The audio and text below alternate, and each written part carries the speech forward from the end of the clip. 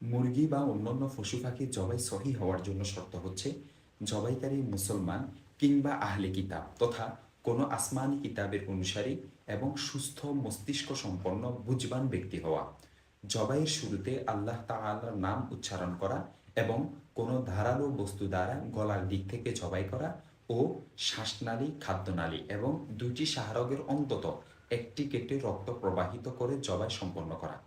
এসব শর্তের কোনোটি না পাওয়া গেলে জবাই সহি হবে না এবং সে প্রাণী খাওয়াও জায়েজ হবে না। অবশ্য এই শর্তগুলো পাওয়া যায় এমন কেউ যদি জবাইয়ের সময় আল্লাহ তাআলার নাম উচ্চারণ করতে ভুলে যায় তাহলে জবাই সহি হবে। তবে কেউ যদি ইচ্ছাকৃত আল্লাহ তাআলার নাম ছেড়ে দেয় তাহলে উক্ত জবাই সহি হবে না। দেখতে পারেন সূরা মায়েদা ৩ নং আয়াত, ৪ নং আয়াত এবং ৫ নং আয়াত, সূরা আনআম আয়াত নং ১২১, সহি বুখারী হাদিস নং ৫৫০৩, সহি ইবনে হিব্বান হাদিস নং ৫৮৮৮, মুসান্নেফে আব্দুর রাজ্জাক হাদিস নং ৮৫৭৮, ৮৫৪১ এবং ৮৫৫৬, তাফসীরে তবারি ৪ নং খণ্ড ৪৪০ নং পৃষ্ঠা, আহকামুল কোরআন জাসসাস রহমতুল্লাহি আলাইহ ৩ নং খণ্ড ৭ নং পৃষ্ঠা। জবাই করার সময় যে বিষয়গুলো আরও খেয়াল রাখতে হয়: ১.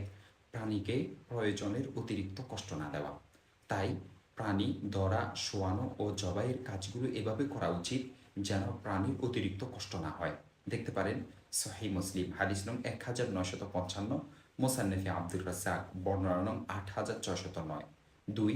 জবাইয়ের সময় পশুর মাথা দক্ষিণ দিকে রেখে কেবলামুখী করে বাম কাতে শোয়ানো এবং জবাইকারী কেবলামুখী হয়ে জবাই করা। দেখতে পারেন মুসান্নিফে আব্দুর রাজ্জাক বর্ণনা নং ৮৫৮৭। ৩. জবাইয়ের জন্য ধারালো অস্ত্র ব্যবহার করা। নবী করিম সাল্লাল্লাহু আলাইহি ওয়াসাল্লাম ইরশাদ করেছেন, আল্লাহ তাআলা সবকিছু সুন্দরভাবে সম্পাদন করার নির্দেশ দিয়েছেন। অতএব যখন তোমরা হত্যা করবে তো উত্তম পদ্ধতিতে হত্যা করো, যখন জবাই করবে তো উত্তম পদ্ধতিতে জবাই করো। প্রত্যেকে তার ছুরিতে শান দিবে এবং তার পশুকে শান্তি দিবে।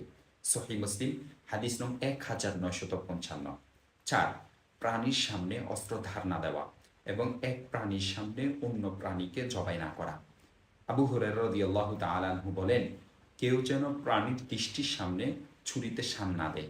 দেখতে পারেন মুসান্নেফে আব্দুর রাজ্জাক বর্ণনা নং ৮৬০৬ এবং ৮৬১০। ৫. দক্ষ ও পারদর্শী লোকের মাধ্যমে দ্রুত জবাইয়ের কাজ শেষ করা। ৬. শুধু গলার রগগুলো কেটে ক্ষান্ত থাকা, গর্দান বা পূর্ণ মাথা বিচ্ছিন্ন না করা।